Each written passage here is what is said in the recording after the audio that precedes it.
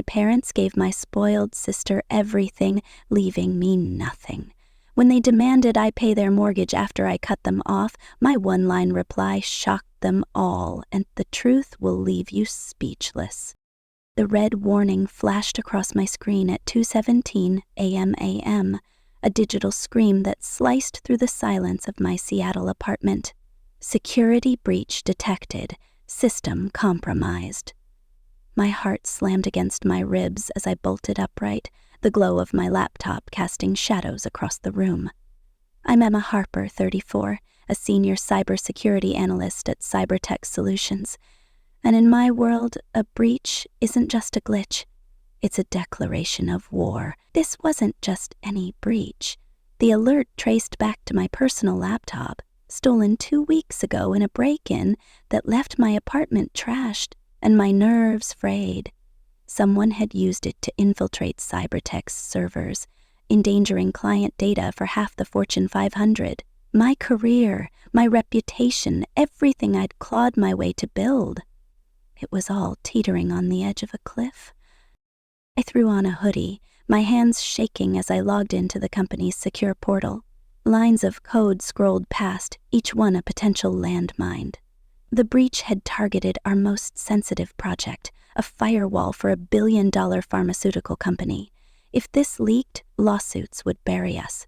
My fingers flew across the keyboard, isolating the intrusion, but the damage was done. A single question burned in my mind. Who did this? The break-in hadn't been random. Someone knew exactly what they were after, and as I dug deeper, a chilling realization hit. The IP address linked to the attack was from Portland, my hometown, where my family lived. I pushed the thought away. It couldn't be them, not my parents, not my sister. They wouldn't. Would they? But the seed of doubt took root, twisting in my gut. My family, my parents, James and Linda, and my younger sister Chloe, had been bleeding me dry for years. Over $67,000, 0 cents in loans, never repaid, always with a sob story.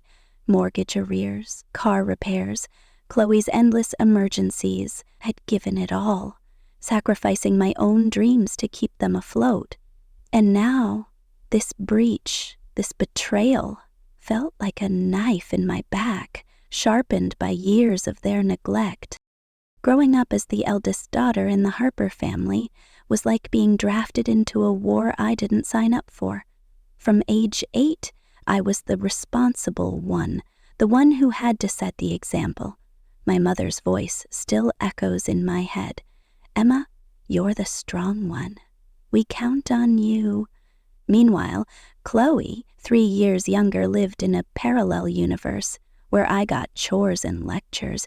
She got hugs and handouts. My 16th birthday was marked by a used Dell laptop, handed over with a lecture about making it count for school.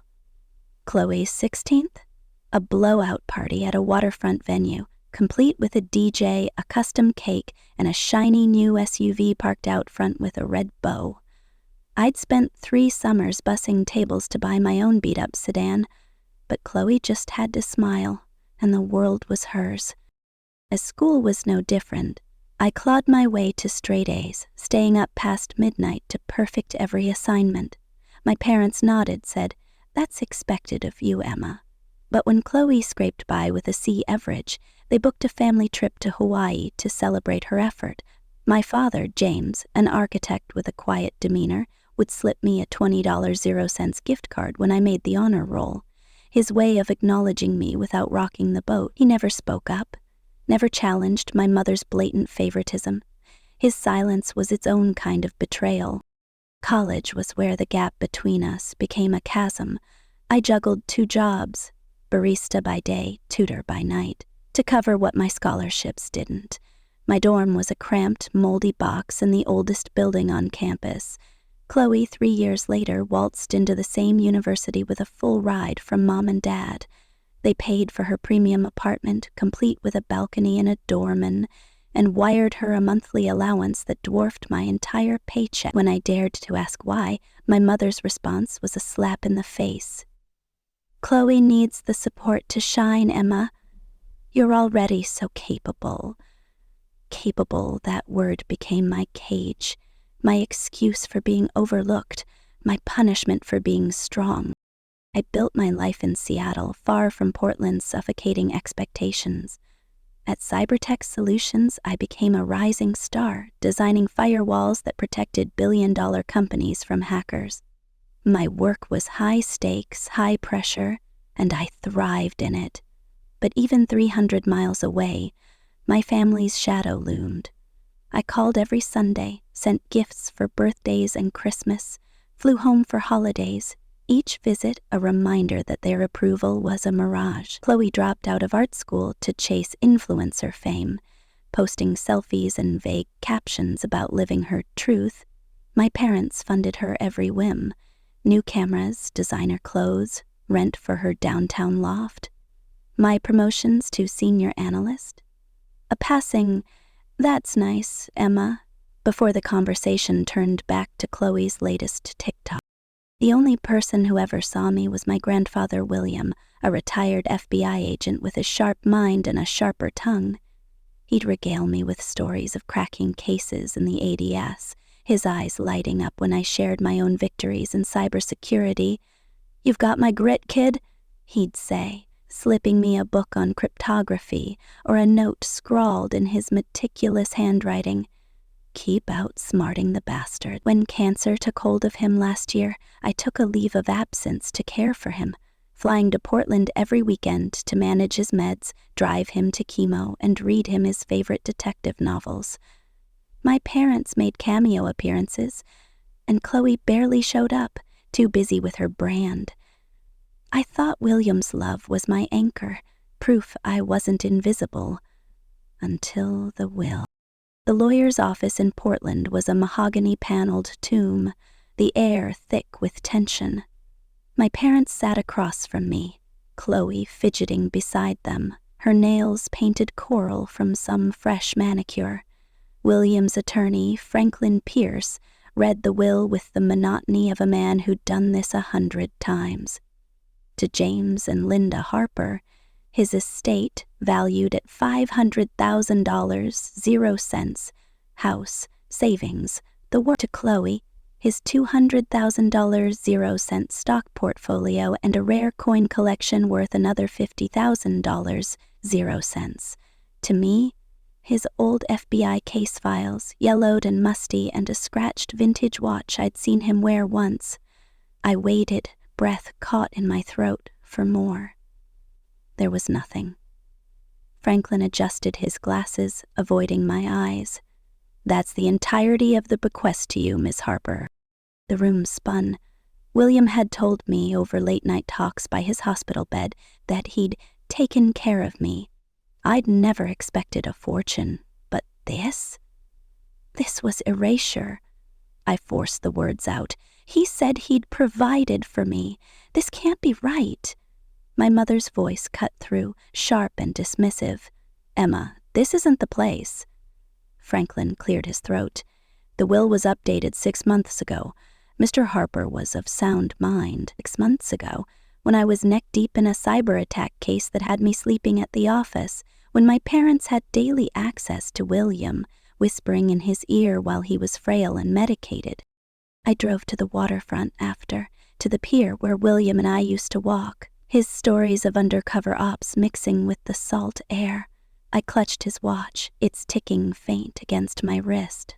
The betrayal wasn't the money. It was the proof that even William, my one ally, had been swayed or coerced. My phone buzzed. It was Sarah, my best friend since college. "How'd it go?" she asked. I could barely speak, and we got everything. Mom, Dad, Chloe. I got nothing. Her voice softened. "Oh, Emma, 6 months ago? That doesn't sound like the William you told me about." "I don't know what to believe," I admitted, "but I'm going to find out." That night I found it, A scanned document buried in William's case files, a draft of his original will. My name was there, tied to a $150,000 0 cents trust fund for Emma's future, dated a year ago. My hands trembled as I cross-referenced dates. 6 months ago, my parents had visited William daily, bringing Chloe along to play the dutiful granddaughter. The pieces clicked. They'd pressured him, exploited his weakened state. I wanted to scream, to confront them. But another alert pinged on my phone. An email, sender blocked. Stop digging into the will or you'll regret it. My blood ran cold. This wasn't just family drama. This was a threat. Billy slept, my mind racing between the breach at work and the betrayal at home. The next morning, I drove to my parents' house in Portland, a sleek modern build they'd nearly lost to foreclosure twice. I'd bailed them out both times, $12,000, 0 cents the first, $8,000, 0 cents the second. Dipping into savings I'd scraped together for a down payment on my own place. They were in the living room, surrounded by new furniture I hadn't noticed before. Chloe lounged on a velvet couch, scrolling her phone. "I need answers," I said, standing in the doorway. My mother looked up, irritation flashing. "We thought you'd gone back to Seattle." "Not yet. What happened with Grandpa's will? It was different a year ago." Chloe rolled her eyes. "Why does it matter? It's done." My father shifted, uncomfortable. "These things are complicated, Emma." "Complicated?" I snapped. "You convinced him to cut me out. For Chloe, again." My mother stood, her voice icy. "Your grandfather saw Chloe's struggles. She needs the support. You don't." "Struggles?" I laughed, bitter. "She's 31, Mom. When does she grow up?" Chloe's face flushed. "Not everyone wants your boring corporate life, Emma." "And not everyone gets a free ride while I pay for it," I shot back. "I've given you $67,000, 0 cents over 7 years. Not a dime back." The room froze. Chloe blinked. "What are you talking about?" I turned to her. "You didn't know? Mom and Dad have been hitting me up for years. Your car repairs, your ER visit, your business venture. I paid for it all." My mother's face hardened. "You've always been good with money, Emma. We relied on that." "Relied on?" I said, voice rising. "You used me, and now you've taken Grandpa's legacy too." My father finally spoke. "We discussed family needs with him. It was his choice." The lie hung heavy, but their shared glance confirmed it. They'd manipulated William, just as they'd manipulated me. I walked out, my pulse pounding. In the car I gripped the steering wheel, the truth crashing over me. I'd been their ATM, their safety net, while they lavished everything on Chloe. The first time they asked for money was 7 years ago when I'd just landed my job at Cybertech. A Tuesday night, my mother's voice trembling on the phone. "Emma, the bank's going to take the house. We need $12,000, 0 cents. I wired it that night, canceling a trip to Iceland with Sarah to cover it. They promised to repay me when things stabilized. They never did. Then came $5,000, 0 cents for Chloe's startup, $3,000, 0 cents for her car, $7,500, 0 cents for medical bills. Each time I gave, believing family helped family. Each time I delayed my own life, my home, my dreams, my future. Liam saw it before I did. We'd met at a friend's holiday party, his sharp eyes catching the way I tensed when my phone buzzed with a family text. "They're taking advantage of you," he said, on our third date, after I'd brushed off another story about Chloe's latest crisis. "They're family," I'd replied, but his words stuck. He was a private investigator, trained to spot lies, and he saw through mine. It wasn't fine. I was drowning. The next day, I was back at Cybertech, fighting to contain the breach.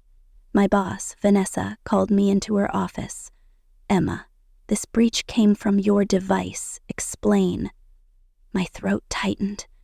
My laptop was stolen 2 weeks ago. I reported it to the police. Her eyes narrowed. The board's asking questions. If we can't trace this, you're on the hook. I spent the day combing logs, my mind split between work and family. Then, during a client presentation, my phone lit up with a hack. Private texts, my pleas to my parents for fairness, flashed across the screen for all to see. My colleagues stared, whispers spreading. I wanted to disappear. That night, driving home, I noticed a black SUV tailing me.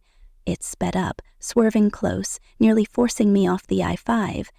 My heart raced as I gripped the wheel, flooring it to lose them. Was this tied to the breach? The will? My family? I didn't know, but fear clung to me like damp fog. At home, I locked every door, checked every window, William's watch still ticking on my wrist. I opened his case files, desperate for answers. Tucked inside was a note in his handwriting. Trust your instincts, Emma. There's more. More what? A hidden account? A secret? The mystery gnawed at me, but so did the threat from that email. Someone didn't want me digging. The final straw came a week later. Chloe's Instagram post, geotagged in the Maldives, showed her sipping a cocktail by an infinity pool. Living my best life thanks to family, she captioned it. In a video, she laughed to someone off-screen. Money's no issue. Between Mom, Dad, and Emma, the family cash machine, I'm set. My blood boiled. That $200,000, 0 cents from William's will, meant for her stability, was funding her paradise while I risked my career and safety. I called Liam, my voice shaking. I'm done. They've taken everything. He was calm, but firm. Then stop giving, Emma. Take back your life. I booked an emergency session with Dr. Rachel Cohen, a therapist specializing in family dynamics.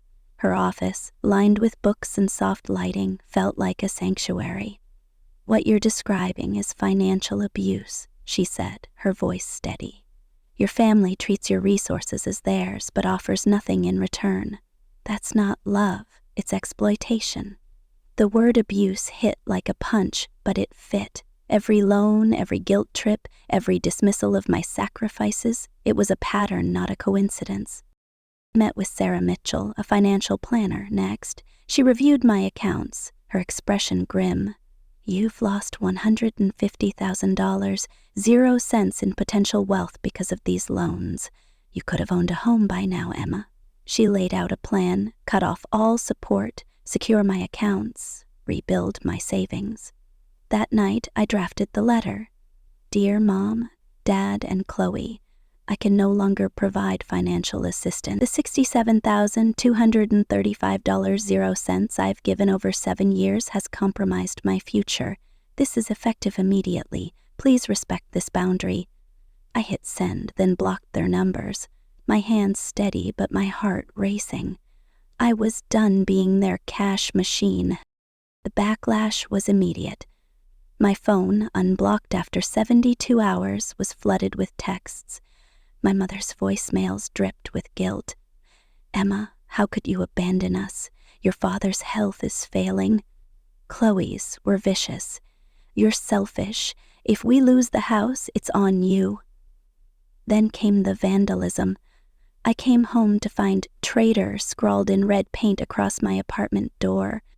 My breath caught, fear spiking. Was this the same person who'd sent the email? The SUV? I called Liam, who arrived in minutes, his PI instincts kicking in. We need to trace this, he said, photographing the damage. This isn't just family drama anymore. The next day, Chloe escalated. She showed up at Cybertech, storming into the lobby, screaming that I'd ruined her life. Security escorted her out, but not before clients overheard, my reputation taking another hit. That night, a tabloid ran a story, Tech Star abandons struggling family, based on Chloe's ex-thread. Strangers flooded my inbox with hate. I felt exposed, cornered. Then my bank account was hit. A phishing attack drained $2,000, 0 cents before I froze it. The IP. Portland again. I couldn't prove it was them, but the coincidence was too much.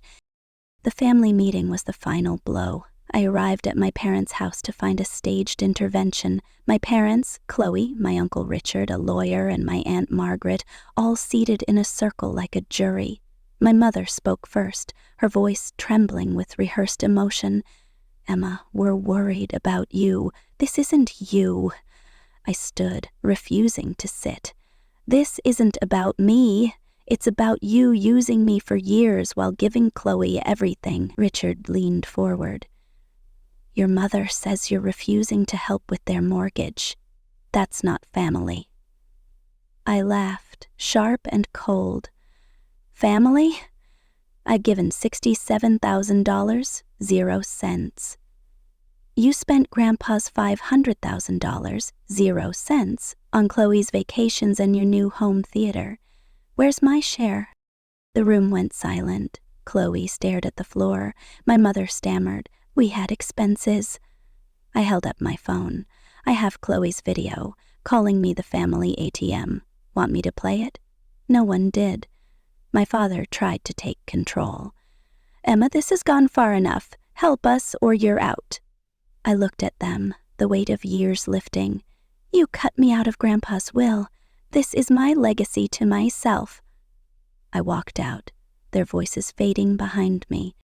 In the car, my phone buzzed, a text from an unknown number. "You were warned." My hands shook as I forwarded it to Liam. The danger was real, the stakes higher than ever, but for the first time I felt free. I'd broken the cycle, reclaimed my worth. Whatever came next, threats, hacks, or family fallout, I was ready to fight for the life I deserved. The air in my Seattle apartment felt heavy, oppressive, as if the walls themselves were closing in. The word traitor still lingered in my mind, its red paint scrawl on my door a visceral reminder that I wasn't just fighting my family. I was fighting something darker, something that slithered between the cracks of my life, threatening to unravel everything. I'm Emma Harper, 34, a cybersecurity analyst who just survived a corporate data breach, a family betrayal, and a car chase that left my nerves raw. But that vandalism? That single word was a declaration. Someone wanted me scared, and I was. But I was also done being their pawn. I stood in my living room, William's vintage watch ticking faintly on my wrist, his old FBI case files scattered across my coffee table, the cryptic note I'd found last week, "Trust your instincts, Emma. There's more," stared back at me, its meaning elusive but urgent. More what? A hidden account? A secret that could explain why my grandfather, the one person who saw me, had cut me out of his will? Or was it tied to the threats, the email, the SUV, the vandal? My gut screamed that my family was involved, but my heart, stubborn and bruised, didn't want to believe it, not yet. I called Liam, my anchor in this storm. His voice, steady as always, cut through my spiraling thoughts. "Emma, you need to treat this like one of your cases. Follow the evidence." He was right. As a private investigator, Liam lived for patterns, for the threads that connected seemingly random events. I wasn't just a daughter caught in family drama. I was a cybersecurity expert trained to hunt down threats. So I started digging. My first stop was Dr. Rachel Cohen's office, a sanctuary of soft lighting and warm tones that felt like a shield against the chaos. "You're not just setting boundaries," she said, leaning forward, her eyes sharp with insight. "You're dismantling a system that's exploited you for decades. That's why they're fighting back so hard." She paused, letting the weight of her words settle. "Your family's reaction, the guilt trips, the public shaming. It's not about love, it's about control. They need you to stay the fixer, the one who cleans up their messes." Her words hit like a thunderclap, reframing years of guilt as manipulation. Financial abuse, she'd called it last session, and now I saw it clearly. Every loan, every sob story, every dismissal of my sacrifices was a calculated move to keep me tethered. I left her office with a plan, but not before another shock. As I stepped into the parking lot, my phone buzzed with a new email, sender blocked. You can't hide from the truth. Stop now or it gets worse. My pulse spiked. I scanned the lot, half expecting that black SUV to peel out from the shadows. Nothing, just the hum of Seattle's evening traffic. I forwarded the email to Liam, my hands trembling. This is escalating, he texted back. I'm running a trace on the IP, stay sharp. Back at my apartment, I dove into William's case files, searching for answers. The files were a labyrinth of old FBI reports, stakeouts, wiretaps, cases from the 80s when he'd hunted mobsters and con artists. But one file, tucked in a faded manila folder, caught my eye. It wasn't a case report. It was a handwritten ledger dated a year ago detailing a $150,000 0-cents trust fund in my name, labeled for Emma's future. My breath caught. This was the original will's provision, the one my parents had erased. But there was more. A scribbled note in the margin, Bank of Cascadia, account 3924, ask for Evelyn. Evelyn. I didn't know an Evelyn, but the account number was a lead, and leads were my lifeline. I called Sarah Mitchell, my financial planner, and read her the details. Emma, if this account exists, it's likely hidden or frozen, she said. Your family might have convinced William to redirect it, but we can check. She paused, her voice cautious. Be careful. If they're desperate enough to manipulate a dying man, they won't stop at threats. Her warning echoed the email, the vandalism, the SUV. I hung up, my mind racing. Could my parents, or Chloe, be behind the attacks, or was this tied to the breach at Cybertech? The lines were blurring, and I was running out of time to untangle them. The next morning, I drove to the Bank of Cascadia's downtown branch, William's watch heavy on my wrist. The lobby was all glass and marble, a stark contrast to the storm in my head. I asked for Evelyn, expecting a dead end. Instead, a woman in her 60s, with sharp eyes and a no-nonsense demeanor, approached. Evelyn Carter, branch manager, you must be Emma Harper. I froze. How do you know my name? She glanced around, lowering her voice. Your grandfather was a client. He left instructions for you. Follow me. My heart pounded as she led me to a private office. William set up a trust for you, she said, pulling a file. $150,000, 0 cents, accessible only by you, with one condition. You had to claim it in person by your 35th birthday. That was 6 months away, but the account's been flagged, she added. Someone tried to redirect the funds 3 months ago.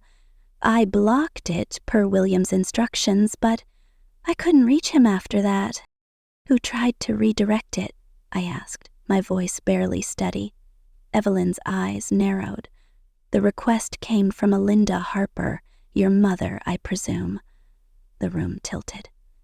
My mother had known about the trust and tried to steal it. I thanked Evelyn, clutching the account details she'd printed for me. As I left, I noticed a man in a gray hoodie lingering outside, his face half hidden.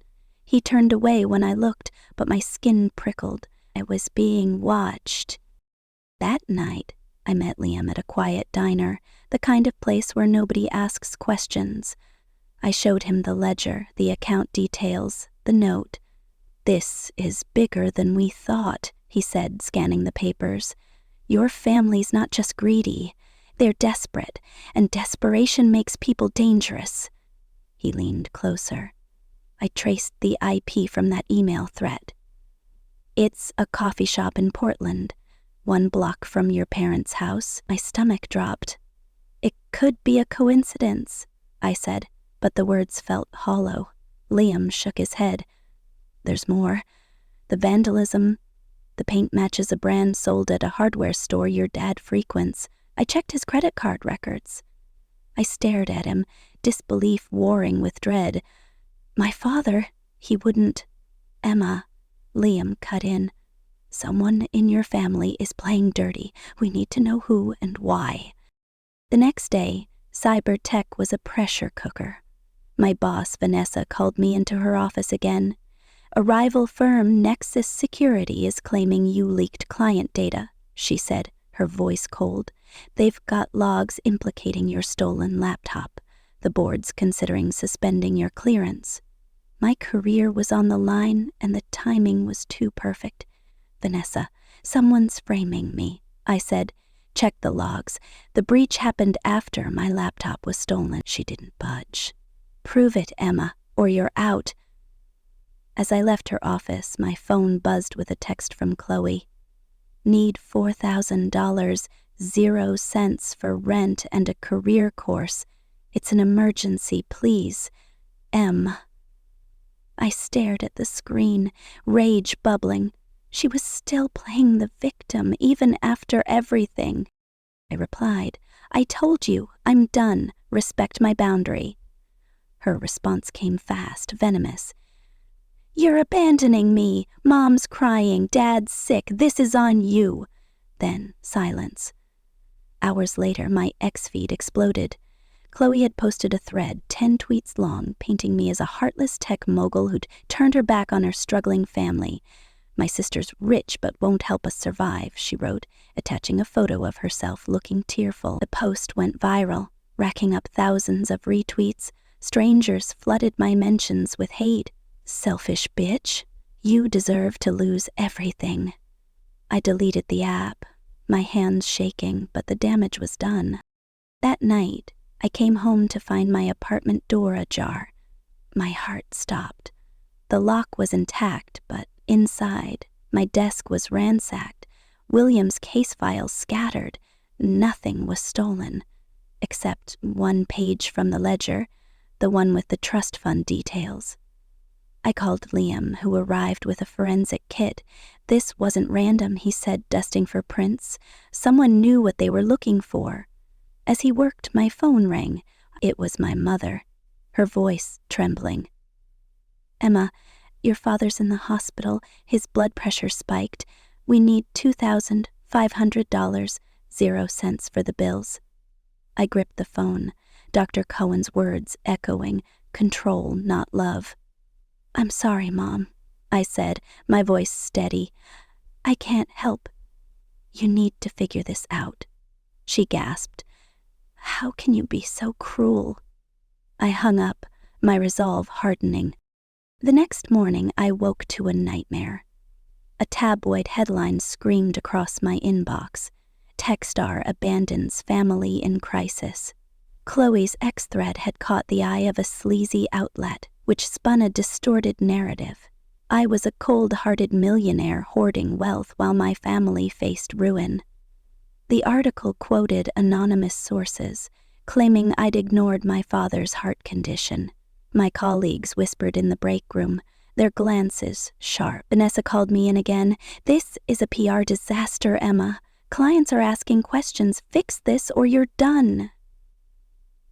I left her office, my career hanging by a thread, when my phone buzzed with another anonymous text.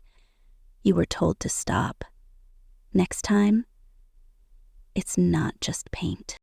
I drove to Portland that weekend, against Liam's advice, for the family intervention. My parents' house was a fortress of new upgrades, marble countertops, a home theater system, bought with William's inheritance. Inside, my parents, Chloe, my Uncle Richard, a lawyer, and my Aunt Margaret, sat in a circle, their faces a mix of pity and accusation. My mother spoke first, her voice dripping with rehearsed concern. Emma, we're worried about you. This isn't who you are. I stood, refusing their trap. This isn't about me. It's about you bleeding me dry for years while giving Chloe everything. Richard leaned forward, his lawyer voice sharp. You're refusing to help with their mortgage. That's not family. I laughed, cold and sharp. Family? I've given $67,235.00. You spent Grandpa's $500,000, 0 cents on Chloe's Maldives trip and your new toys. Where's my share? The room went quiet. Chloe stared at her phone, avoiding my eyes. My mother stammered, "We had expenses." I held up a USB drive. "I have Chloe's video, calling me the family ATM. Shall I play it?" No one moved. My father tried to take control. "Emma, this is enough. Help us or you're out." I looked at them, years of pain crystallizing. "You erased me from Grandpa's will. This is my legacy to myself." I turned to leave, but Richard grabbed my arm. "Retract that, or I'll sue you for defamation." I yanked free. "Try it. I have proof." As I walked out, my mother's voice broke. "Emma, the hospital bills, we're desperate." I didn't stop. In the car, my phone lit up with a voicemail from an unknown number. A man's voice, low and gravelly. "You're digging too deep, Miss Harper. Back off, or you won't see 35. My blood ran cold. I forwarded it to Liam, who was already running background checks on my family. "I'm getting close to something," he said. "In coffee shop IP? It's tied to a burner phone purchased in Portland last month, and your parents' bank records show a $10,000 0-cent transfer to an offshore account." My mind reeled. An offshore account? Was this the Moore William hinted at? Or was it tied to the breach, the threats, the break-ins? Back in Seattle, I met with a colleague, Nate, who'd hinted at a family connection to the Cybertech breach. Over coffee, he looked nervous, his eyes darting. "Emma, I saw something in the breach logs. An email from your sister's account sent to Nexus Security with your laptop's serial number." My heart sank. "Chloe, are you sure?" He nodded. "I didn't want to say until I was certain. Be careful, she's not who you think." I laughed, my mind spinning. Chloe, the spoiled sister involved in corporate espionage?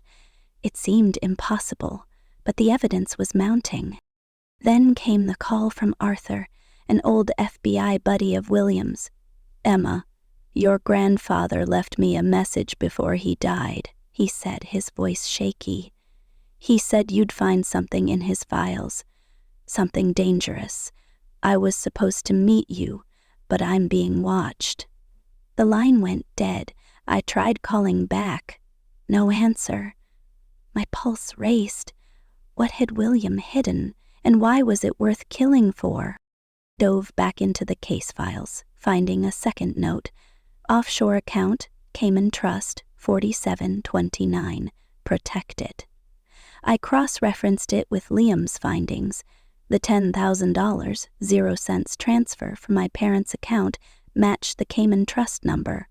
My family wasn't just greedy, they were entangled in something criminal. I called Sarah, who confirmed the account existed but was locked, pending an investigation for fraud. "Your mother's name is on the transfer request," she said.